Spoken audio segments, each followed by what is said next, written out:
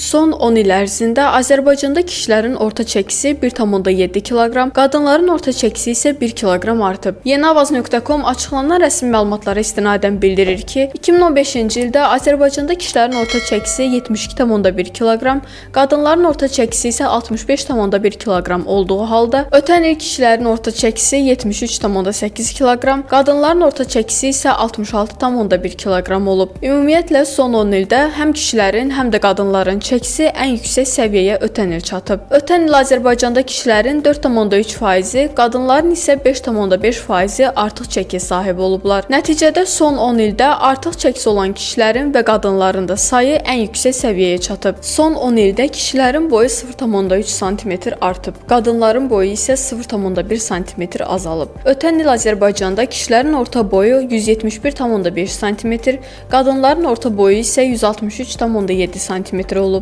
Cədvəldə son 10 ildə kişi və qadınların boy və çəki göstəriciləri, eləcə də artıq çəkililərin nisbəti göstərilib.